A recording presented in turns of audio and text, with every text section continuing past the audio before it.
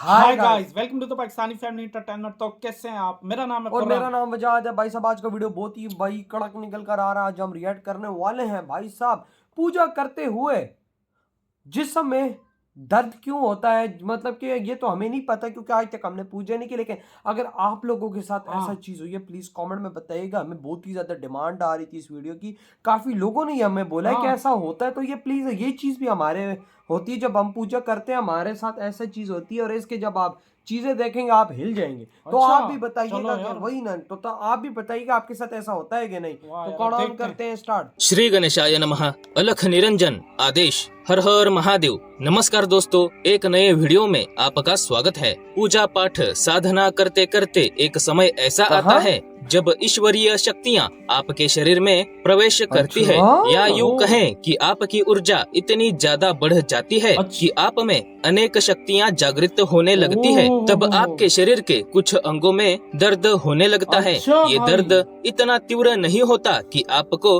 अस्पताल में एडमिट करना पड़े। ये हल्का हल्का सा दर्द होता है जो कई बार दवाइयाँ लेने के बाद भी आपको महसूस होता रहता है। तो दोस्तों, आखिर ये दर्द क्यों होता है, इसका इलाज कैसे करना है और इसके साथ आप में क्या बदलाव आते हैं, इसी विषय पर ये वीडियो है। अगर आपके साथ भी ऐसा कुछ घटित हो रहा है तो वीडियो को अंत तक अवश्य देखिए और सभी आध्यात्मिक लोगों तक ये वीडियो अवश्य पहुंचाइए और कमेंट में लिखिए हर हर महादेव, ताकि महादेव की कृपा बनी रहे। दोस्तों, जब कोई आध्यात्मिक व्यक्ति पूजा पाठ करता है, अनेक साधनाएं करता है, तो धीरे धीरे उस व्यक्ति में कुछ असाधारण बदलाव आने लगते हैं। उसी में से एक बदलाव ये भी है कि उस व्यक्ति के शरीर के कुछ अंग दर्द करने लगते हैं। उस व्यक्ति की भक्ति के कारण ईश्वर प्रसन्न होते हैं और उस भक्त को कुछ शक्तियाँ प्रदान करते हैं। जब ये शक्तियाँ उस व्यक्ति के शरीर में प्रवेश करती है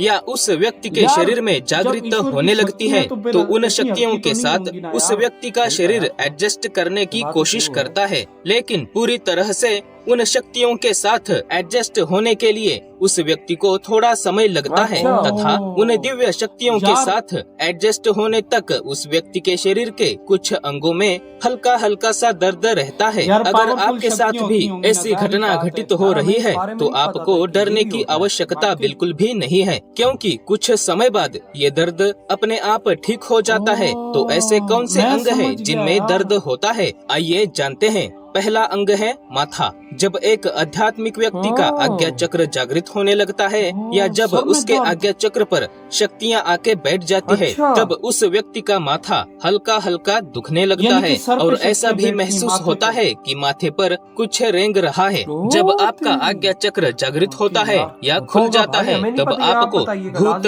वर्तमान और भविष्य का ज्ञान होने लगता है। आपको अपने स्वयं के साथ साथ दूसरे व्यक्तियों के भूत, वर्तमान और भविष्य के बारे में भी ज्ञान प्राप्त होने लगता है। फिर चाहे आपके सामने कोई भी व्यक्ति आ जाए, आपको उस व्यक्ति की परेशानियां तथा उसके कर्मों के विषय में भी सटीक ज्ञान प्राप्त होता है। दूसरा अंग है गर्दन। दोस्तों, जब आपकी ऊर्जा का ईश्वर की ऊर्जा से संपर्क प्रस्थापित होता है तथा जब ईश्वर की ऊर्जा आपके शरीर में प्रवेश करती है, तब आपको ऐसा लगता है कि आपकी गर्दन के ऊपर काफी सारा बोझ है और इसी कारणवश आपकी गर्दन में हल्का हल्का सा दर्द होने लगता है। इससे आपको उतनी ज्यादा तकलीफ तो नहीं होती, लेकिन हाँ, इस दर्द को आप काफी समय तक महसूस करते हो। नंबर 3 है आंखें। जब आपकी आंखों में ईश्वरीय शक्ति प्रवेश करती है तो आपकी दिव्य दृष्टि खुल जाती है। आपको अनेक अदृश्य शक्तियाँ अपनी खुली आंखों से दिखने लगती है। फिर चाहे वो नकारात्मक शक्तियाँ जैसे भूत पिशाच हो या सकारात्मक शक्तियाँ जैसे देवदूत, देवगनिका हो। अगर आपके सामने कोई भी व्यक्ति आता है तो आपको एक नजर में ही उस व्यक्ति के शरीर में विराजमान सकारात्मक या नकारात्मक शक्ति के बारे में पता चलता है। तथा जब आप किसी अनजान जगह पे भी जाते हो तो आपको वहाँ पर रहने वाली अदृश्य शक्तियाँ भी नजर आने लगती है। हाँ। लेकिन इसके साथ ही आपकी आंखों में भी एकदम हल्का सा दर्द भी रहने लगता है। चौथा भाई अंग है साहब। कंठ यानी गला। दोस्तों, गले में जब भी होता आपके है? कंठ में वही भगवान तो। शक्ति प्रदान करते ये हैं देख। तब आपका कंठ जागृत हो जाता है और आपकी कही हुई हर बात किसी की जिंदगी बदल सकती है। हाँ, लेकिन अगर आपके मुख से किसी के लिए गलत शब्द निकलते हैं तो उस व्यक्ति को काफी परेशानी का सामना भी करना पड़ सकता है। अरे, ऐसे ही कारणों यानी की कि वजह किसी के से लिए अगर गलत अनेक करेगा सिद्ध तो उसको साधु सामना करना मौन व्रत पड़ेगा। धारण करते हैं। किसी के प्रति अच्छी या बुरी बातें बिल्कुल भी नहीं वाह करते। यार। जब आपको ये शक्ति मिलेगी तो आपने भी कम से कम ही बोलना चाहिए।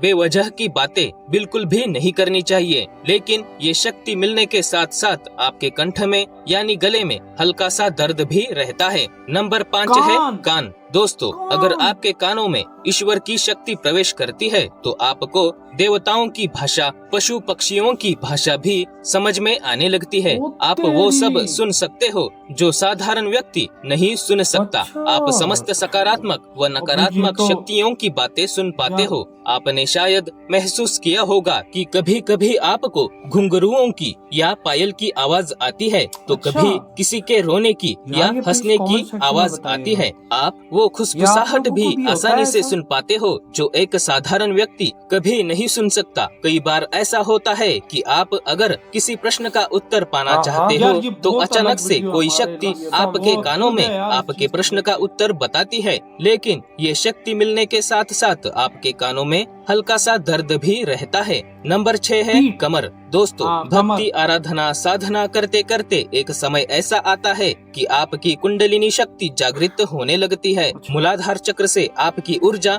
ऊपर उठती है और अन्य चक्रों से होकर सहस्रार चक्र तक पहुंचने की कोशिश करती है। तब आपको अनेक दिव्य अनुभव आने लगते हैं। हर एक चक्र के जागृत होने के साथ ही आपको विशिष्ट दिव्य ज्ञान व शक्ति की प्राप्ति होने लगती है। ओ लेकिन भाई कुंडलिनी साहब। जागरण एक कठिन प्रक्रिया है और अगर आप कुंडलिनी जागृत करने की कोशिश करोगे तो आपकी पीठ में और कमर में दर्द अवश्य होगा। 7वां अंग है हाथ।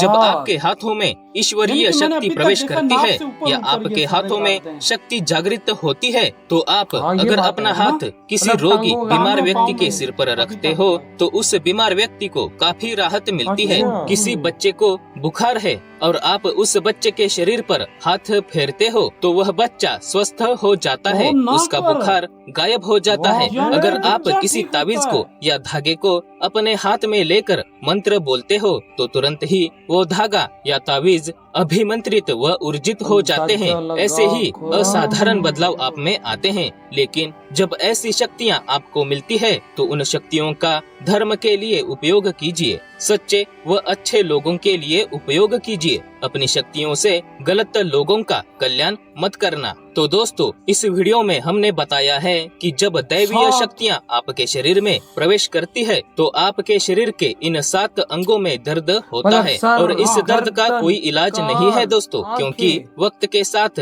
ये दर्द अपने आप ही ठीक हो जाता है। वीडियो को इधर हुई है वीडियो पहले खत्म तो सबसे भाई। पहले वजात विनोद भाई आपका बहुत बहुत शुक्रिया यार, आपने ऐसी वीडियो हमें हाँ सेलेक्ट की यार। कसम से भाई आज तो भाई यार ये जिसके साथ ऐसा होता है हाँ, प्लीज कमेंट सेक्शन में लाजमी बताइएगा यार। खुरम तू खुद सोच। पूजा पाठ और तपस्या के क्या क्या फायदे हैं यार, देख।